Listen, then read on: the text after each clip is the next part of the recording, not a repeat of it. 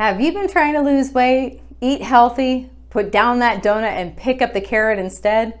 You probably started off with the best intentions, but then you walk into that break room and a fresh bagel is staring you right in the face.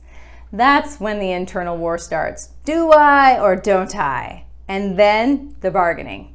If I eat this now, then I promise to be good for the rest of the week. Or even the famous, I'll just start tomorrow. Of course, at this point, you've expended a serious amount of energy and you haven't even started with the guilt and shame yet. I've heard people explain away their choices by saying things like, I have no willpower. Well, I'm going to tell you something shocking. It isn't about willpower, and it isn't even your fault. It's your brain's fault. And here's the good news. You aren't your brain. Your brain is designed to protect you. So why isn't it protecting you from those chips? You're probably asking. Well, it's protecting you from feeling uncomfortable, uneasy, and it's offering you that quick chemical high that sugar and salt can give you. Not to mention the fact that eating that crappy food makes you feel a part of and connected with the people around you. So what are you going to do? Once you realize that you aren't your brain, you can take back control of your life. You can show your brain who's boss and actually rewire it. I remember when I learned how to rewire my brain. It changed my life.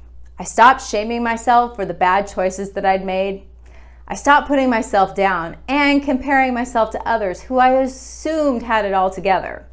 Plus, I actually changed my life. It's easier than you think. First, you need to stop identifying with your brain. Assume the position of your higher self. What does that mean?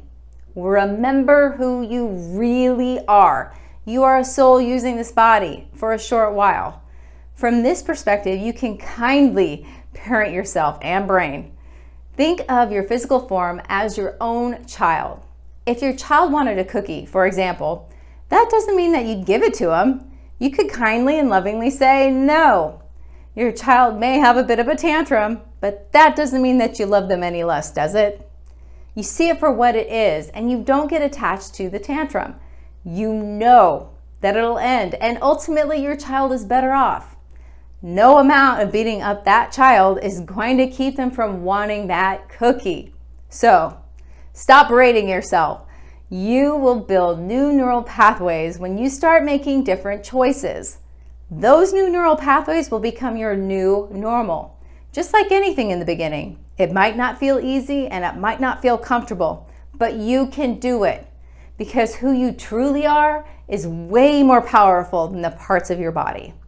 I'm Julianne Meyer, and I'm a spiritual life coach.